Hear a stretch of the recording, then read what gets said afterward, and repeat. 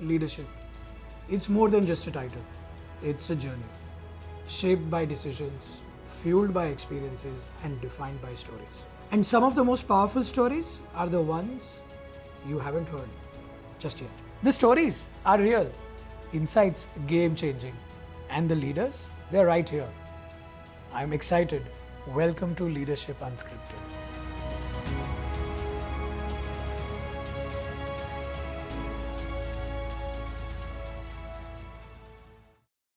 Today I have the pleasure of hosting Mr. Nitin Chugh. He's the Deputy Managing Director for Digital Banking and Transformation at State Bank of India.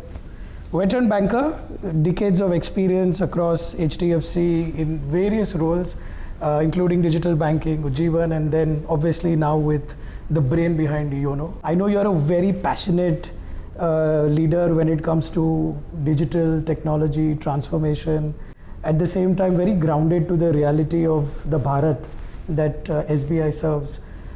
So I'm hoping a wonderful conversation and get a bit more inside your mind and what you think. So thank you for joining us and welcome. Thank you for having me here, Pratik. Lovely. So starting off, Nitin, you've had a very diverse and a dynamic journey. Tell us about some of the key points throughout your career that, while you've sort of playing such a significant role in SBI, but just walk us through the journey and some of the key, I would say, turning points or defining moments that you reflect on. I got into banking not by design to begin with. I started off after my engineering into a tech company which was HCL, of course in sales, but that led me to Modi's Rocks, which was also a sales role. But both these companies kind of gave me the exposure of interacting with all kinds of people, all kinds of clients, all kinds of teams, both under good and not so good circumstances, difficult conditions also. And that is how I found my way into banking again in a sales role. So my first banking role was actually Standard Chartered, not HDFC Bank. Okay. And that was back in 1998. And I think I can't think of a single role where I haven't learned something new which has helped me shape my thinking process or otherwise. For example, in my first role at HCL itself, there was a time when we launched our first color photocopier, and this was in 1994. Yeah. Okay. And these were Minolta machines, and I managed to get the first order for that machine in the company. In a few months from then, while the machine was getting shipped and all that, those days it used to take a long time, the customer decided to cancel the order. Okay. And I still remember I was in tears. However, I remember my manager at that point in time, he walked me, I remember we used to have our office at Nehru Place in Delhi, and it was pretty late in the evening, dark, and he was walking me, just in the compound of the building, and he was saying, why are you getting so disappointed? Where would you be 10 years from now? Yeah. And would it count at that point in time that you had this order and it got cancelled? So don't take it that personally. I still remember that, even though this was easily 31, 32 years ago, but that stayed with me, not to, look at some of these setbacks as, life-changing ones, because life can change. Yeah. Standard Chartered used to have this culture of really training you for compliance. So this whole notion of compliance, which probably did not exist in the office automation industry because there was no regulator there, I really started to understand that and appreciate that. I remember going through training programs where they would even teach us how to detect anomalies in signatures if you had to ever clear a check, even though I was not required to, but they made sure that we did that. So compliance as a principle, I started understanding, from there onwards. And when I went to HDFC Bank, HDFC Bank was very much a startup bank that time. It was just about 6 years old or thereabout. I joined in 2001, and that gave me like a huge canvas to build. Normally when I joined SBI, for example, there was a canvas already. Yeah. But here you had to do everything. You could choose your own path. And I think Pralay was my manager at that point in time. He was the national sales manager. I was the regional sales manager. And I think we made a fabulous team, the entire team across the country that time. And we just went out launching, one business after the other. And we came up with this whole concept of cross-selling through branches. It did not exist in banks at that point in time. We also came up with this whole notion of banker at that point in time. Okay.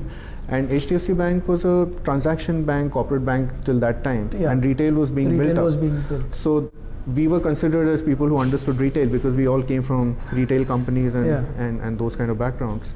So I think the bank also let us decide as to how we want to plan the future of retail, and of course there were many other people also with us, and I think the learning just continued from there on.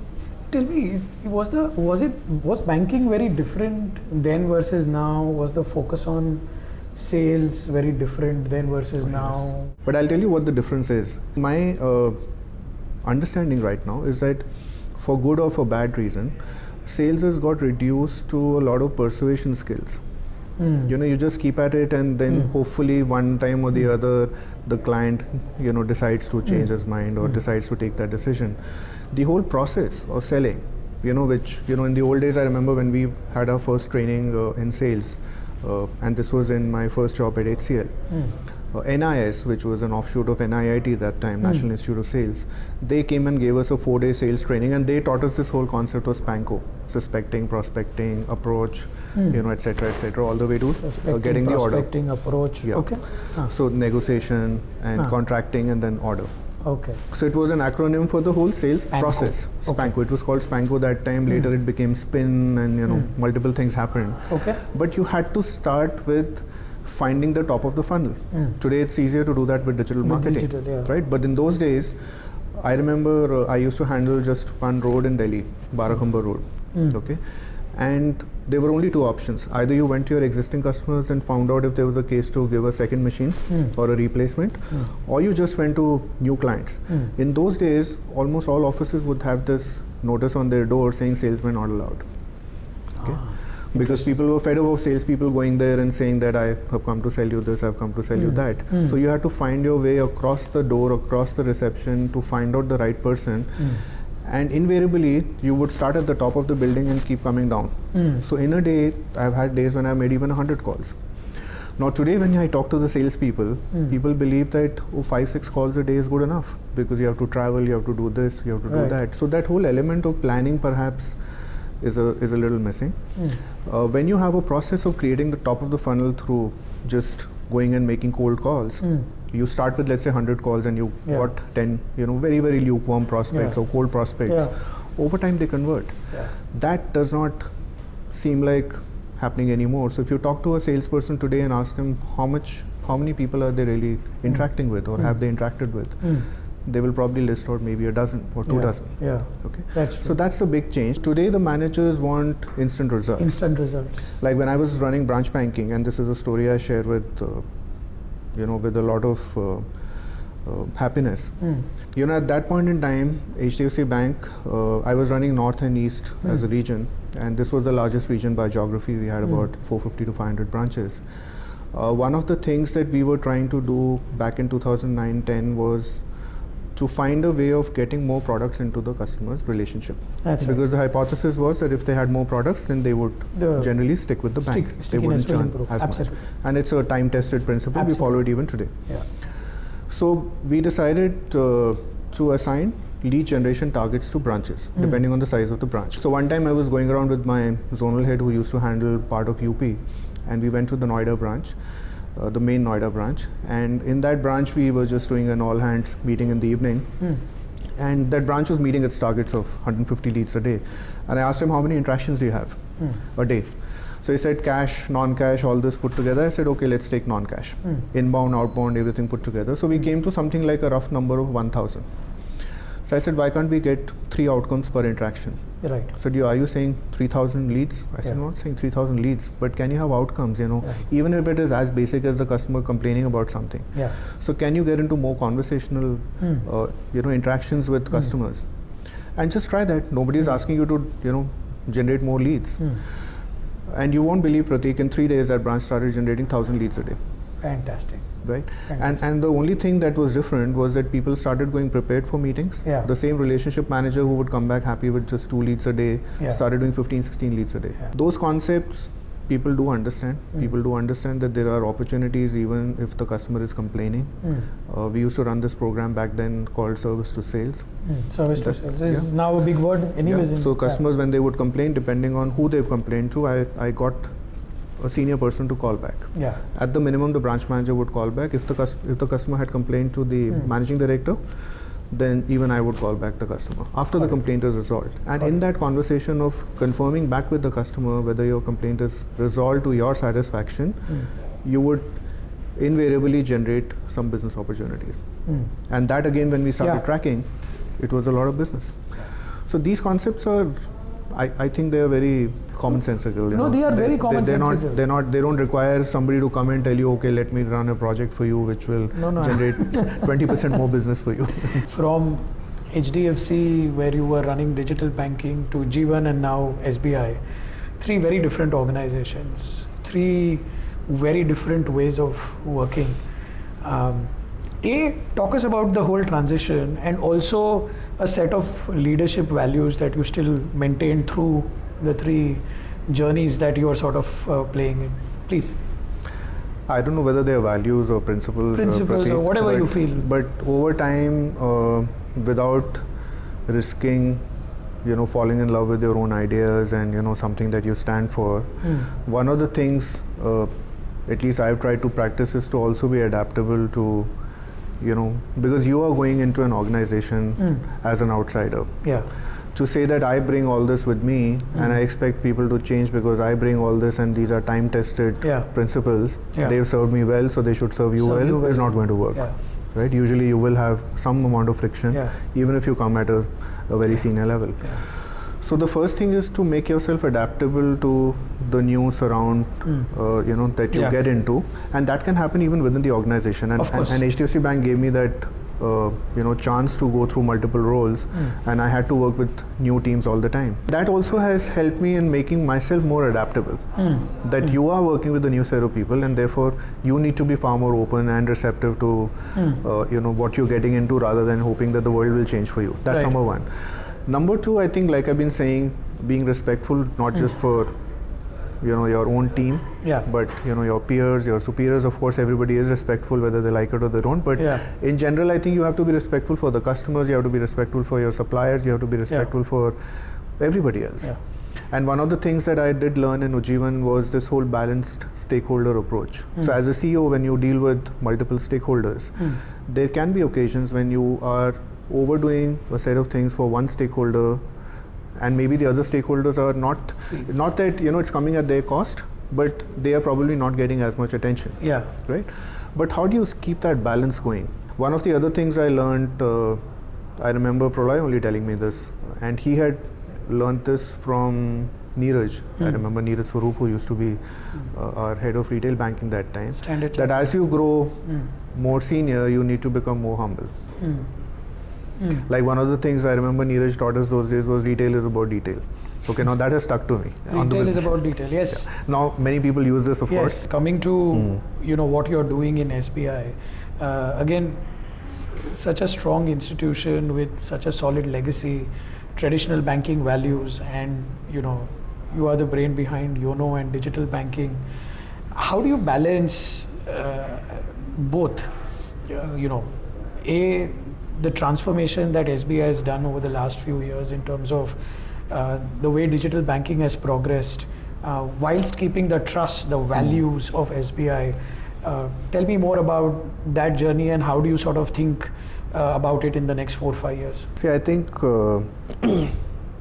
first of all, almost like 10 or 15 years ago, in just a casual setting, I was telling my team that there will be a time when people will aspire to work for public sector banks. I didn't know I would be one of those who would end up in a public sector bank, but to me, even at that point in time, it just seemed like the public sector banks were really transforming themselves, and they were coming out of the whole. Of course, they've been institutions and they have been nation builders and all of that. But they were also becoming far more contemporary and as competitive as, let's say, a foreign bank that time, which used to be the most competitive, and the new private sector banks which were there. So it didn't seem like out of place to believe and imagine that there will be a competition of equals, at least from a capability point of view, in future. So one, I'm absolutely glad that I found my way into SBI, because sometimes your own words can become prophetic. But more than that, I think just the fact that it's such a rooted India-rooted, India diaspora-rooted organization, Yeah. institution, and for so long.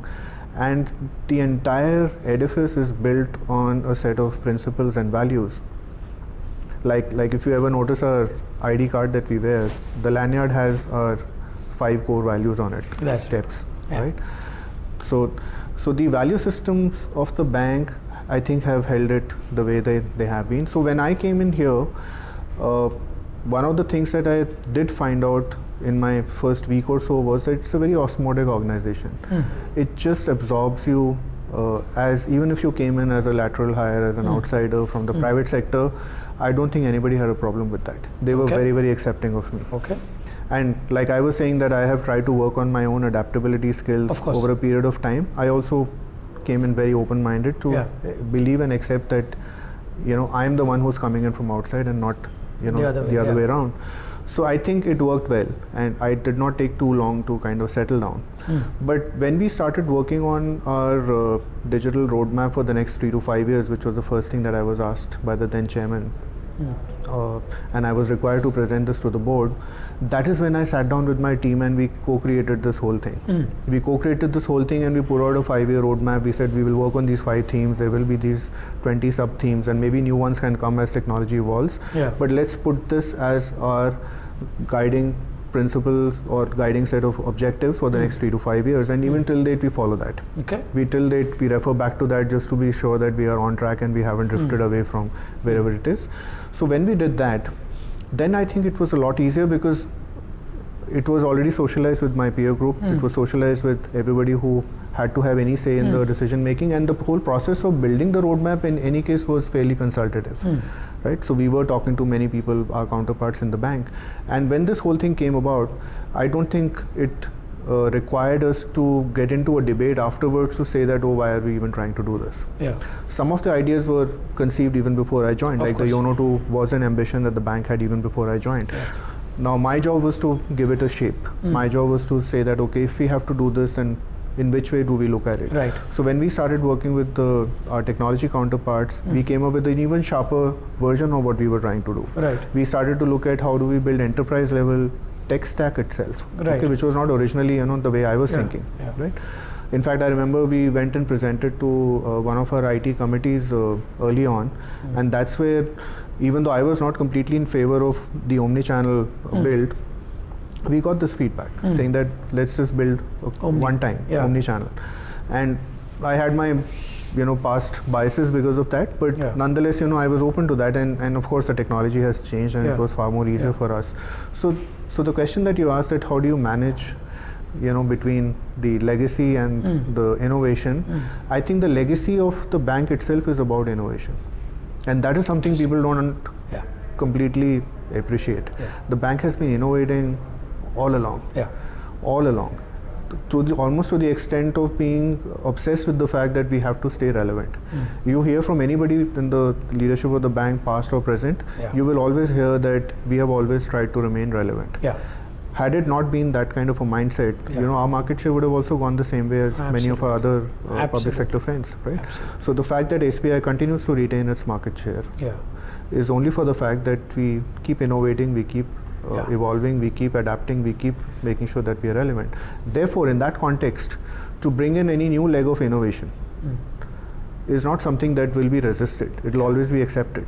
You will always be given that runway to go and try and experiment if you have to. No, and thanks for sharing this, because there is that external myth around how public sector banks work, and I've seen it firsthand myself. Like you mentioned, large organizations like SBI, you're always in a transformation mode. You're always in the mode of innovating. The hunger, and I've seen that firsthand, around knowledge, around wanting to do things differently, around accepting new ways of working, comes very, very naturally to large organizations, which sometimes you can think that they will not necessarily be open to change, but change is the only constant in some of these large organizations. And like you very well said, it's a very important perspective a lot of viewers should know, that PSUs today work in a very, very different and sort of see, it's culture. not easy to spot change on a daily basis. While we are on the topic of digital and SBI, just your outside in view as we look at 2030, and if you look at broad trends, before I get into AI and stuff like that, but just broad trends around banking, how do you think banking itself would look very different in the next 4-5 years, if at all? If the core business is going to remain the same, what is changing really is your whole manifestation of that business. Yeah. Okay. Yeah. The manifestation today is digital with use of AI, more personalization.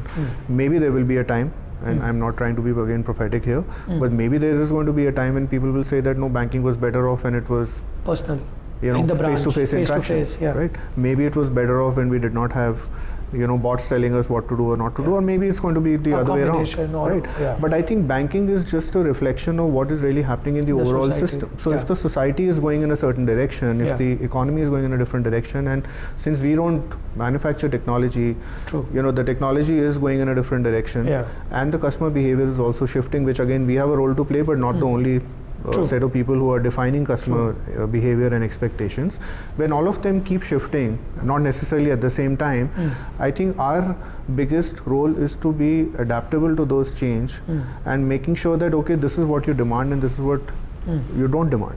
And within that, since you deal with many more customers, how do you be relevant and relatable to different types of customers? Like one of the concepts that I'm trying to expand right now, especially in the context of personalization, is relatability. Okay. Now, even if you personalize every single interaction, let's say this conversation itself, right? How do I make sure that you can relate to what I'm saying, and how do you make sure that I relate to whatever you are saying? Right. So how do I, as a bank or as a marketer, make sure that even though I personalize and customize every single thing that I knew about you, to the extent of saying that at this point of the time, is this point of time in this day, Pratik likes to look at something like this while he has his coffee and he is going through the news feed. Right. How do I know that you can relate to what I'm telling you? I have no idea. Absolutely. Right? So my only metric is that if you clicked or if you said yes to something or you progressed on that. It works, right? But it still doesn't give me a very good insight to say that you could relate to that. Now it's a very fuzzy concept. Okay. Now tomorrow, this can be a concept which can actually define the way even personalization is looked at. That's true. So do you need personalization or do you need relatability? Your customer of today, let's just take retail for example. Has that customer of today also being given you're doing this sort of study? How's that customer of yours evolved? Is it the same? Is it different? Are they consuming YONO now very differently? Are you seeing that in terms of the way they sort of look at your digital properties? Yeah, the customer behavior is no doubt it's shifting, and like I said, we are not the only ones who's defining how customers should interface with a digital application. Everything on the phone is also defining how you like and how you behave and what you expect.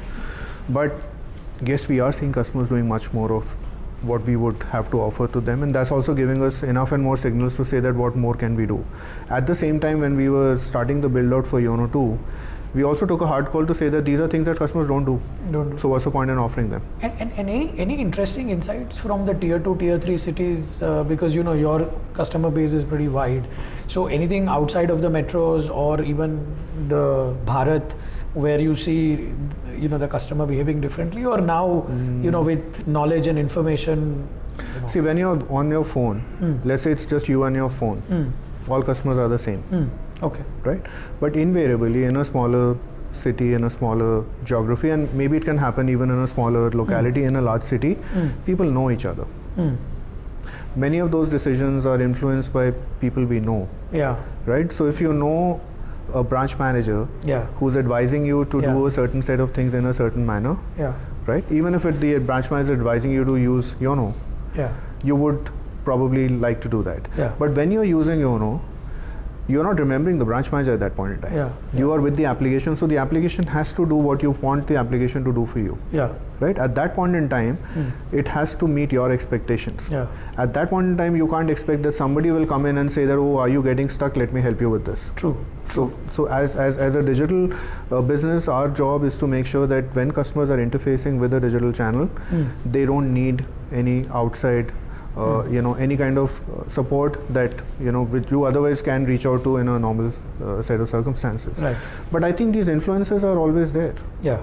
So that is one big difference between a tier 3, 4 or whatever versus so in a smaller market, and I remember this example even from my HDFC Bank days. We had launched this app called Chiller, and the most interesting stories were actually coming from the smaller towns. That's true. Villages, saying that some grandfather wanted to send his grandson studying in a city some money, and used Chiller, and this was pre-UPI, by the way. Right. So it went off immediately, or some labor contractor in some remote location giving wages to his daily wages to his laborers over Chiller.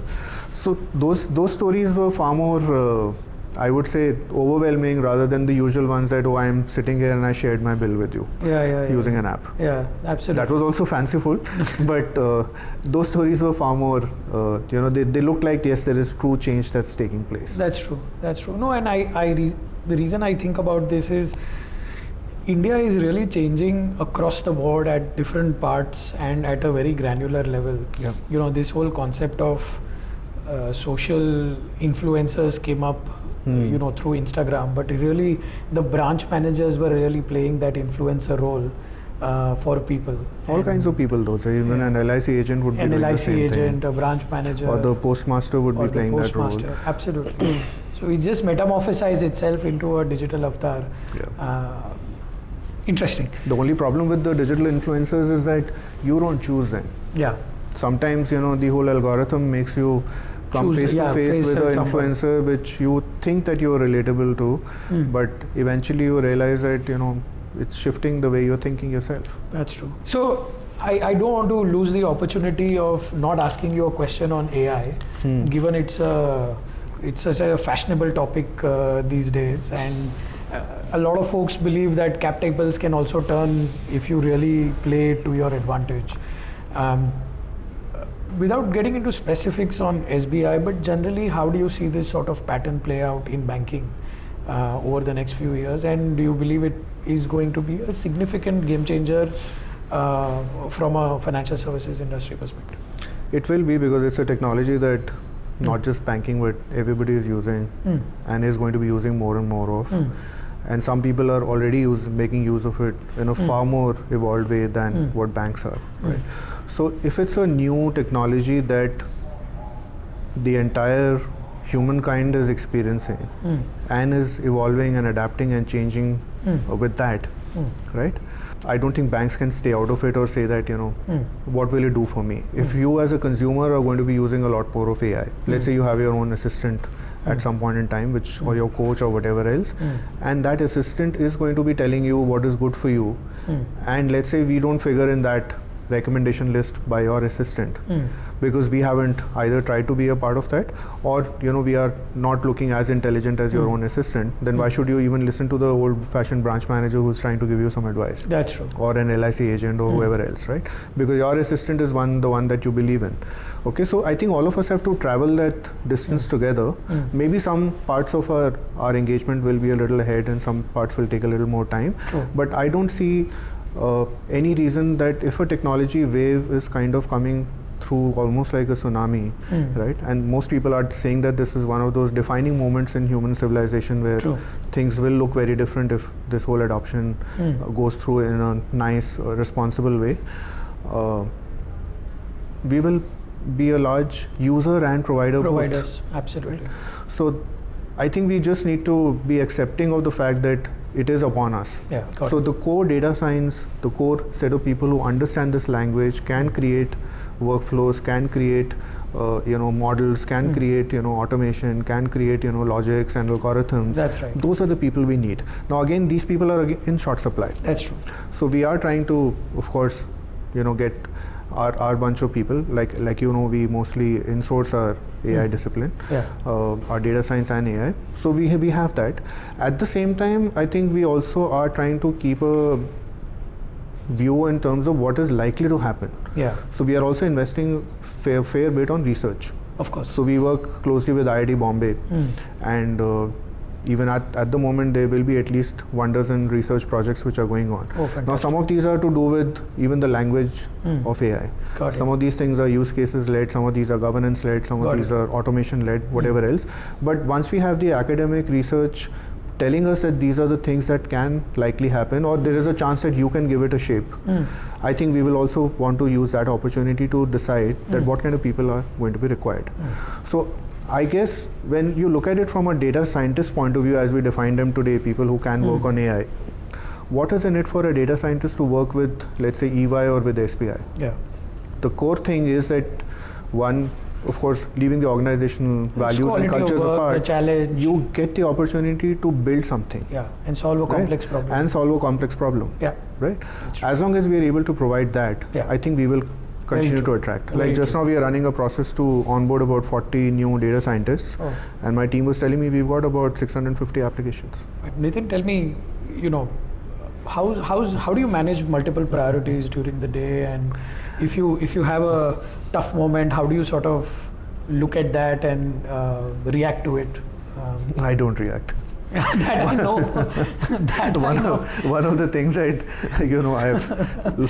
don't know whether it came to me naturally or I just evolved into being something, but at least my past days and my sales days also, when it used to be fairly a pressure cooker kind of an environment once in a while, my people would say that you won't react to anything. I know. It's the people who you've been with, they shape you as a person. And maybe I've been fortunate to be with the kind of leaders that I have been with, including working with, somebody as as much of a legend like Mr. Puri directly. Correct. Okay.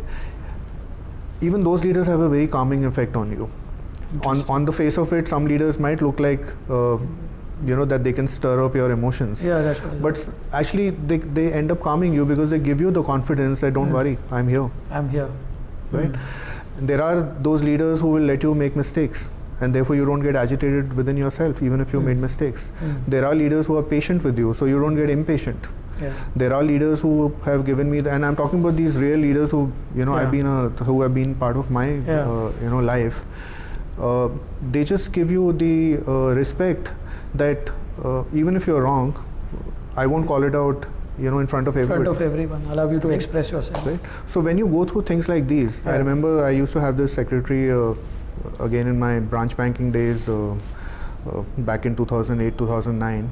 And she was having some health issues, so she wanted some flexibility with working from home and partly working in office. And those days there was no concept of working from home. Yeah. So I said, yeah, by all means, please do that. And when she recovered, she came back after a few months and she said, you've been very kind to me. I said, no, I've just passed on the kindness that I get from my bosses. That's true. I don't generate any kindness myself. My boss has always been kind to me. My boss's boss has always been kind to me. I've never come across anybody in this bank who's not been kind. So I think kindness, if you start to appreciate as a core value, even more than respect, that can have a calming effect.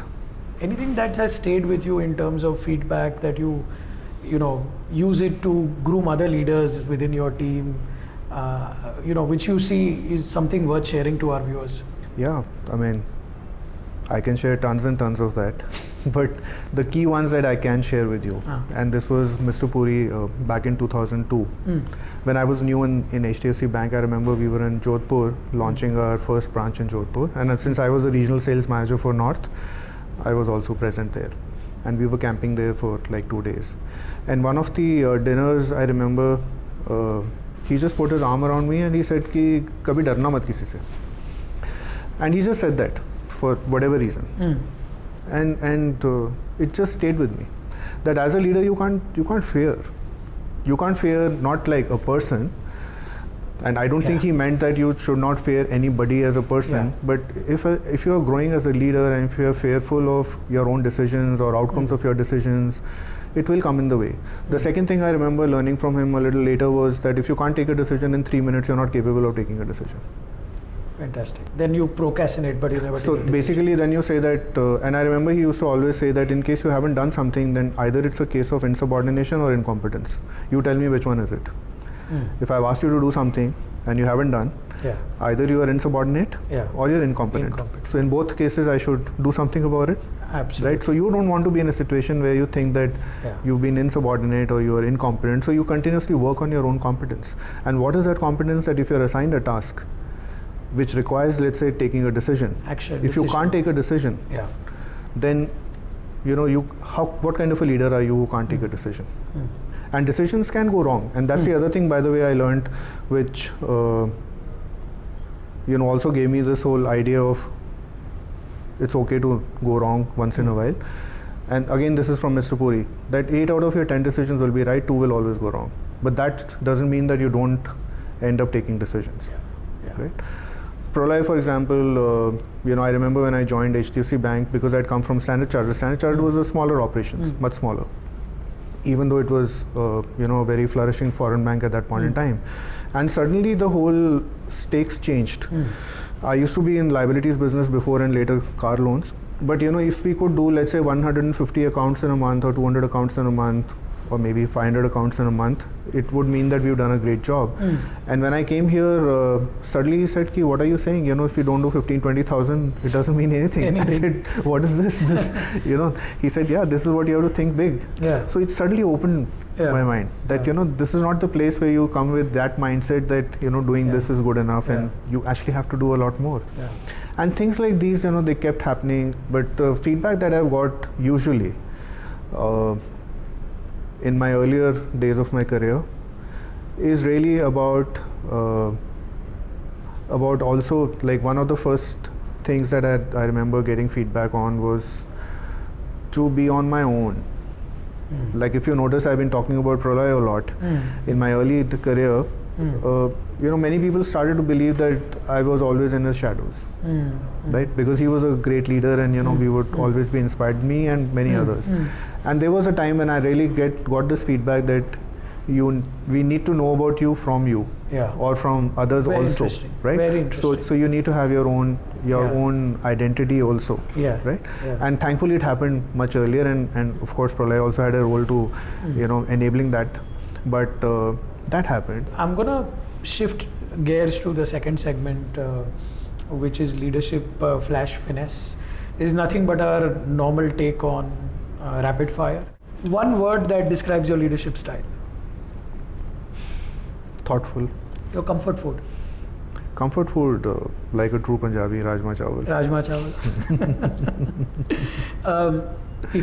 If you had to pick one superpower, what would that be for your leadership and the way you Forgiveness. work? How do you describe success? What is success? Success is something that you are content with. You did very well in the opening, in the rapid fire. I just wanted to wind it up by trying to understand whatever song or movie title or whatever movie dialogue that lifts your mood. It's again, as we grow, these things move from what's right now top of your mind? So right now, for the last few years, it's that 3 Idiots ka dialogue. I don't know exactly what it says, but it's something on the lines of chase, pursue excellence, काबिल बनो, कामयाबी अपने आप झक मार के आपके पीछे आएगी. Interesting. I'm sure a lot of folks would want to know this. काबिल बनो, कामयाबी झक मार के आपके पीछे आएगी. On that note, Nitin, thank you so much for your time. Really loved interacting with you. Thank you, Pratik. Actually learned so many new things about you and how you think. Again, really appreciate your time. Thank you so much. Thank you. Thanks very much.